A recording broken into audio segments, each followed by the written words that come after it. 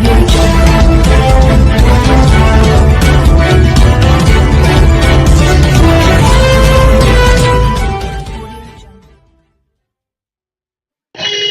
దేశ ప్రధానమంత్రి శ్రీ నరేంద్ర మోదీ గారు విశాఖ ఉక్కు కర్మాగారానికి పునరుద్ధరణ ప్యాకేజీ 11,440 కోట్లు కేటాయించారు. ఆయనకి ప్రత్యేకమైన ధన్యవాదాలు తెలియజేస్తూ ఈ యొక్క ప్రకటన జరిగిన తర్వాత మొదటిసారిగా కేంద్ర ఉక్కు శాఖ మంత్రివర్యులు శ్రీ కుమారస్వామి గారు, అదేవిధంగా సహాయ మంత్రివర్యులు గారు శ్రీ శ్రీనివాస్ వర్మ గారు మొట్టమొదటిసారిగా రేపు ఉదయం 30వ తేదీ ఉదయం 8 గంటలకి విశాఖ విమానాశ్రయానికి వస్తున్నారు.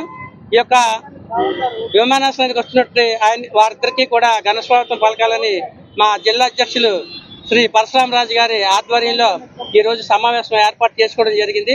గాజువాక అసెంబ్లీ నియోజకవర్గంలో మొత్తం 20 వార్డుల నుంచి కూడా నాయకులు, కార్యకర్తలు 1,000 మంది బైకుల మీద 100 కార్లతో ఎయిర్పోర్ట్ నుంచి స్టీల్ ప్లాంట్ వరకు భారీ ర్యాలీ, గజమాల, తీన్మార్, డీజే అన్ని ఏర్పాటు చేయడం జరిగింది.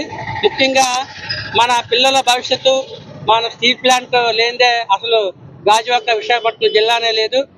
గతంలో వాజ్పేయి గారి ప్రభుత్వం అప్పుడు ఎన్డీఏ కూటమి అధికారులు ఉన్నప్పుడు 1,333 కోట్లు ఇచ్చి ఆదుకున్నది మా భారతీయ జనతా పార్టీయే. ఇప్పుడు కూడా కేంద్రంలో నరేంద్ర మోదీ గారి నాయకత్వంలో ప్రధానమంత్రి గారు 11,440 కోట్లు ఇచ్చి ఉక్కు కర్మాగారాన్ని ఆదుకున్నారు. దాన్ని ప్రజలందరికీ కూడా తెలియజేసే విధంగా ఒక ప్రత్యేక ఇష్యూగా చేయడం జరుగుతుంది. ముఖ్యంగా కూటమి నాయకులు జనసేన, బీజేపీ, టీడీపీ అందరూ కూడా ఈ యొక్క కార్యక్రమంలో పాల్గొంటున్నారు. మన రాష్ట్ర సీఎం శ్రీ నారా చంద్రబాబు నాయుడు గారికి, డిప్యూటీ సీఎం శ్రీ పవన్ కళ్యాణ్ గారికి, మన విశాఖ ఎంపీ గారు శ్రీభర్త గారికి, మాజీ ఎంపీ గారు శ్రీ జీవేల్ గారికి, మా సెయిల్ డైరెక్టర్ గారు శ్రీ కాశీ విశ్వనాథ్ గారికి, మాజీ ఎమ్మెల్సీ శ్రీ పిఎన్ మాధవ్ గారికి, మా రాష్ట్ర అధ్యక్షుడు శ్రీ దగ్గుబాటి పురంధరేశ్వరి గారికి, అదేవిధంగా మన గాజువాక శాసనసభ్యులు టీడీపీ రాష్ట్ర అధ్యక్షుడు శ్రీ పల్లా శ్రీనివాసరావు గారికి అందరికీ కూడా ధన్యవాదాలు తెలియజేస్తున్నాం. ఇది కూటమి విజయం.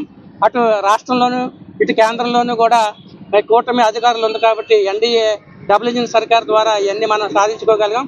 ఇటీవలే ప్రధానమంత్రి శ్రీ నరేంద్ర మోదీ గారు విశాఖ జిల్లా వచ్చినప్పుడు మనకి రైల్వే జోన్కి ఎన్నో ఏళ్ల కల రైల్వే జోన్ భవనానికి కూడా భూమి పూజ నిర్వహించడం జరిగింది.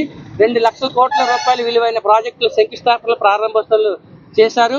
మరొకసారి ప్రధానమంత్రి శ్రీ నరేంద్ర మోదీ గారికి ప్రత్యేకమైన ధన్యవాదాలు తెలియజేసుకుంటూ ఈ కార్యక్రమం వార్త రాసేదే కాకుండా నీతి లేకుండా, నిజాయితీ లేకుండా వ్యవహారం చేయడం చాలా దురదృష్టకరం. చాలా మందిని రాజకీయంగా వారి వ్యక్తిత్వాన్ని దెబ్బతీసే విధంగా, చంద్రబాబును ఆకాశానికి ఎత్తే విధంగా రాసే అలవాటు ఈ ఈనాడు పత్రిక ఉంది. మరి ఈరోజు అదే కథనాన్ని ఈరోజు రాశారు. దాదాపు 2001లో 74 ఎకరాల చిల్లర, అంటే దాదాపు 75 ఎకరాలు మేము అక్కడ సంబంధించిన వ్యక్తుల దగ్గర, ఆ మండలానికి సంబంధించిన వ్యక్తుల దగ్గర కొనుగోలు చేయడం జరిగింది. మా కుటుంబ సభ్యుల పేరు మీదుగా అవన్నీ కూడా రిజిస్టర్ చేయడం జరిగింది. దాన్ని అభూత కల్పనలు కలుపుతూ కేవలం 23 ఎకరాల భూమిని 75 ఎకరాలు ఎట్లా అయింది అని చెప్పి వాళ్ళు రాయడం జరిగింది. మరి నేను ఒకటే మీ అందరికీ కూడా తెలియజేస్తా ఉన్నాను, మీ ద్వారా ఈ రాష్ట్ర ప్రజలకు కూడా చంద్రబాబు కుట్రలు, కుతంత్రాలు ఈ రాష్ట్ర ప్రజలకు ముందే బాగా తెలుసు. దాంట్లో ఇంకా పెద్ద ఎత్తున ఈరోజు మా మీద ఒక వ్యక్తిత్వ హననాన్ని చేపట్టాడు. ఈ పచ్చ పత్రికల ద్వారా, పచ్చ మీడియా ద్వారా. మరి ఇది ఏదైతే ఈ ల్యాండ్ ఉందో ఇది 19/11/1981లో డైరెక్టర్ ఆఫ్ సెటిల్మెంట్స్ మాకెవరైతే అమ్మారో వాళ్లకు ఆర్డర్ ఇవ్వడం జరిగింది. ఆర్డర్ ఇచ్చేదే కాకుండా అది ఆ తర్వాత రెవెన్యూ వాళ్ళు ఇంప్లిమెంట్ కూడా చేయడం జరిగింది.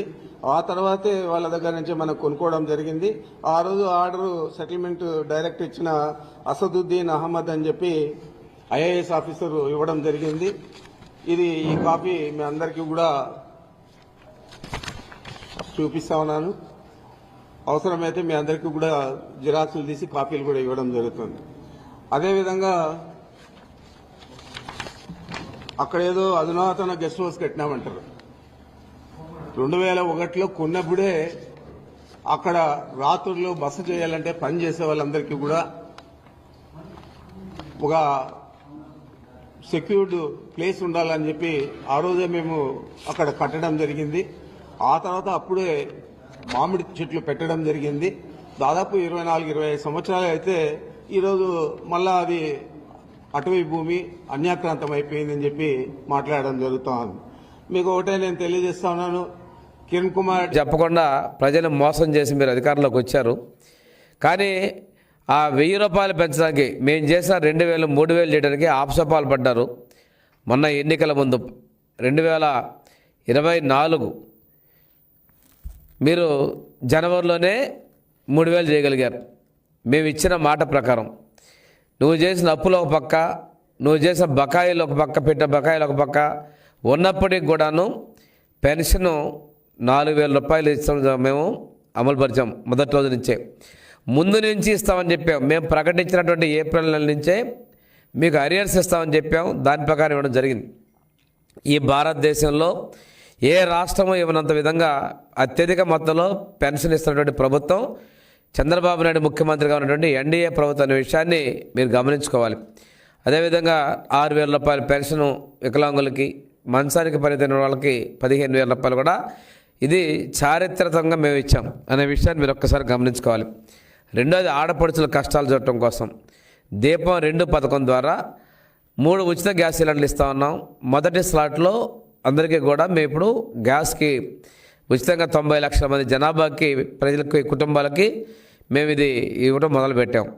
ఇది చూసి మీరు ఓర్చుకోలేక ఏదో ప్రగల్భాలు మాట్లాడారు. కానీ ప్రజలు తిప్పి కొడతామనే విషయాన్ని ఒకసారి గమనించుకోవాలి.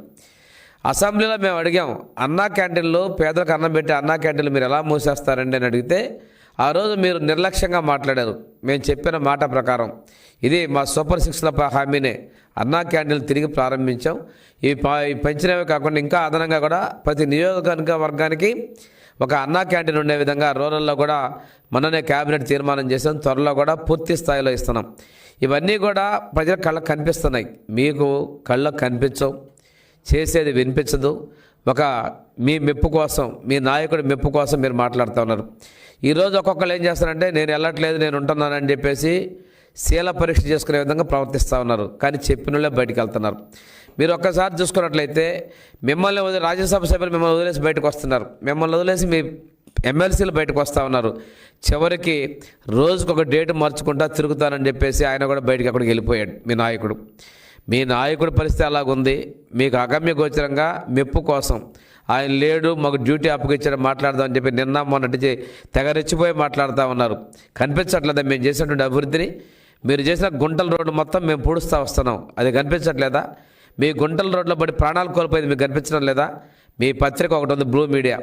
ఎప్పుడో 6 సంవత్సరాల నాటి వాటిని తీసుకొచ్చి సద్య వార్తలు తీసుకొచ్చి ఈరోజు కొత్తగా వచ్చినట్టు మాట్లాడతారు.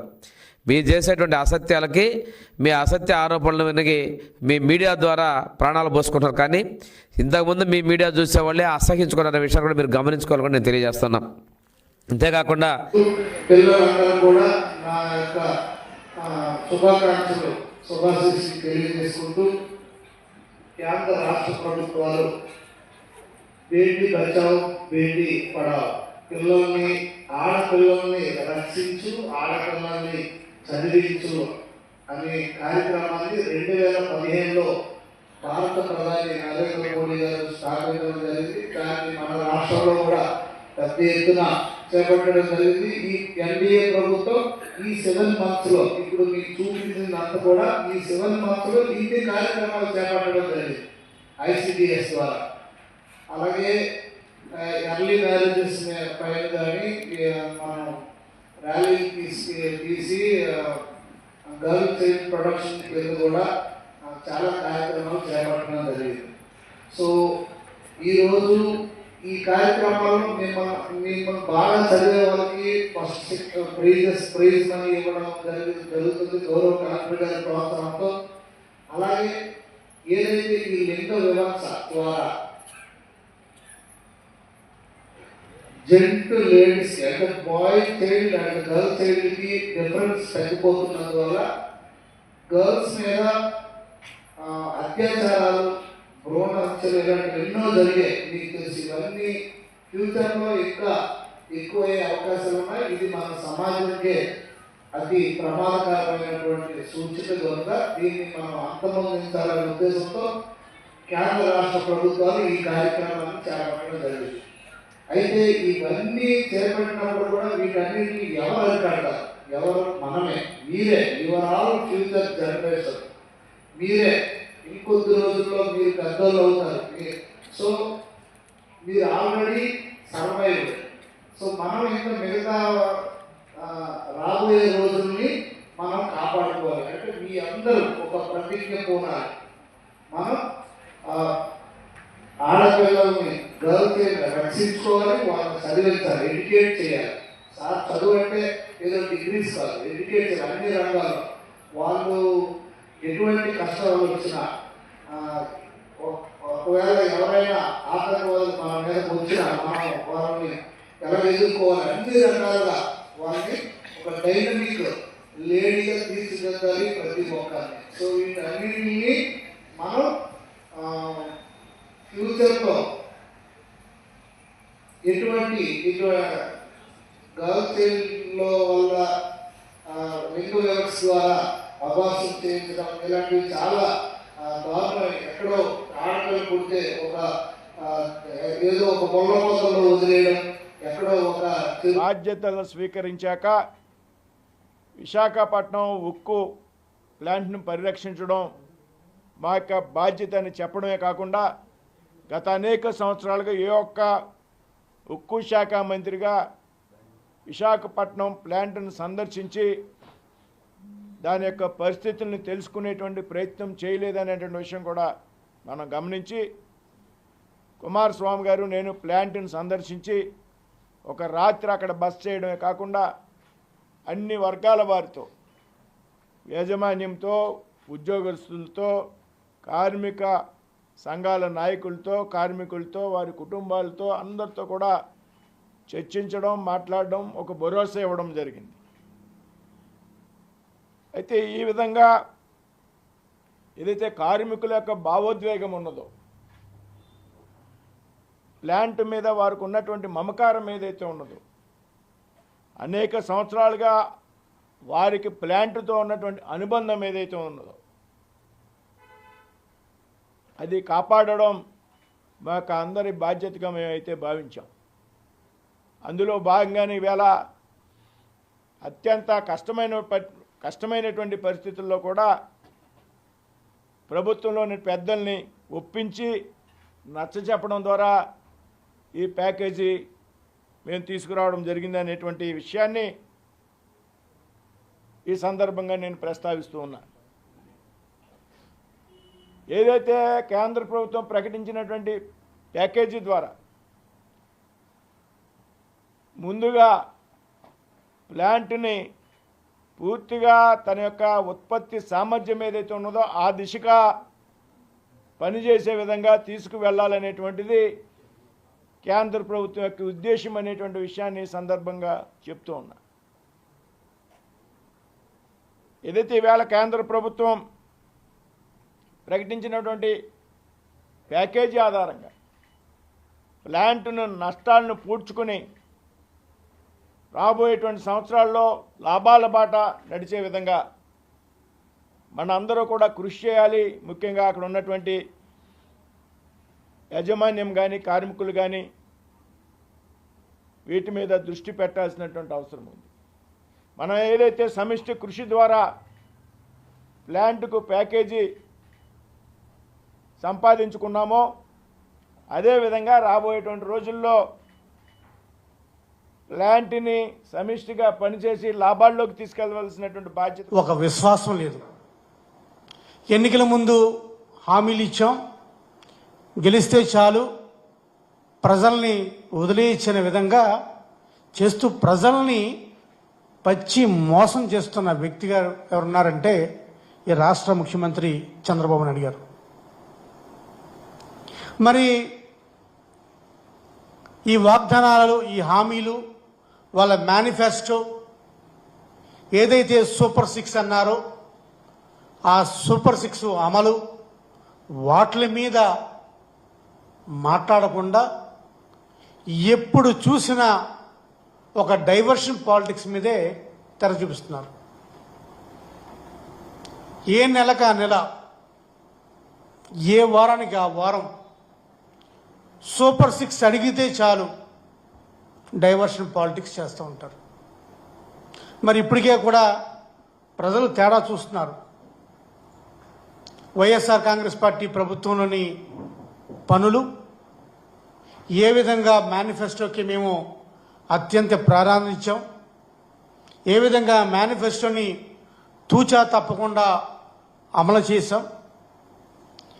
మా మేనిఫెస్టో ఏమైతే హామీలు ఇచ్చామో ఆ హామీల్ని ప్రజలకు తెలిసే విధంగా ప్రతి ప్రభుత్వ ఆఫీసులో మా ప్రాధాన్యత ఇది, మా మేనిఫెస్టో ఇది, మాకు ఇన్ని ఉన్నా సరే, ఇబ్బందులు ఉన్నా సరే మా మేనిఫెస్టోని మేము తూచా తప్పకుండా చేస్తామని మేము ప్రతి కార్యాలయం మీద బోర్డులు పెట్టి మరీ కూడా ప్రదర్శించాం. మరి ఇప్పుడు ఈ ప్రభుత్వమో సూపర్ 6 అన్నారు, సూపర్ 7 అన్నారు, 31 హామీలు అన్నారు, ప్రతి హామీ తీరుస్తామని చెప్పారు. హామీ తీర్చడమే కాకుండా హామీల మీద మాకు స్పష్టత ఉంది, డబ్బులు కదువలేదు, మేము సంపద సృష్టిస్తాం, సంపద సృష్టించిన దాంట్లో నేను నిష్ఠాష్టుని, నేను ఎక్స్పర్ట్ని, నేను ఇచ్చే ప్రతి హామీ కూడా నాకు ఒక క్లారిటీ ఉంది, ఎన్నెన్ని డబ్బులు కావాలో అన్నిన్ని డబ్బులు మేము సమకూర్చుకుంటామని చెప్పి ఈ రాష్ట్ర ముఖ్యమంత్రి చంద్రబాబు నాయుడు గారు ఎన్నికల సమయంలో అబద్ధపు హామీలు ఇచ్చారు. ఎన్నికల ముందు అబద్ధపు హామీలు, గెలిచిన తర్వాత అబద్ధపు పనులు, ఇలా పరిపాలనే అంత అబద్ధంతో నడుస్తుంది. మరి ఈరోజు సూపర్ 6 గురించి అందరూ అడుగుతూ ఉంటే రాత్రి కళ వచ్చింది. కళ ఏమొచ్చిందంటే చంద్రబాబు నాయుడు గారు పవన్ కళ్యాణ్ గారిని ముఖ్యమంత్రి చేసి, లోకేష్ గారిని ఉప ముఖ్యమంత్రిగా చేసి, ఆయన కూటమికి చైర్మన్ గా ఉండి ఈ రాష్ట్రాన్ని నడిపిస్తారు భవిష్యత్తులో అని కళ వచ్చింది. అండ్ వాళ్ళిద్దరూ సక్సెస్ఫుల్ గా రాష్ట్రాన్ని నడిపిస్తారు. సో ఇంతవరకు బాగుంది.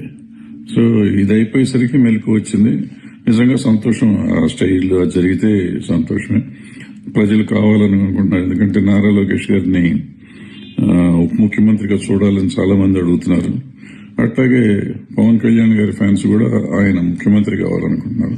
రెండు కోరికలు తీరుతాయి. ప్లస్ చంద్రబాబు నాయుడు గారు వర్రి అంతా మొదటి నుంచి కూడా ఆయన తర్వాత ఎవరు ఈ రాష్ట్రం, లేదా పార్టీకి ఎవరు, రాష్ట్రానికి ఎవరు, ఈ రాష్ట్ర భవిష్యత్తు ఏమైపోతుంది అని ఆయన చాలాసార్లు చాలా బాధపడ్డారు. ఆయన లేకపోతే రాష్ట్రం ఏమైపోతుందని. ఇద్దరు నాయకులు ఉద్భవించారు, ఇద్దరు అద్భుతంగా చేస్తారని నేను నమ్ముతున్నాను.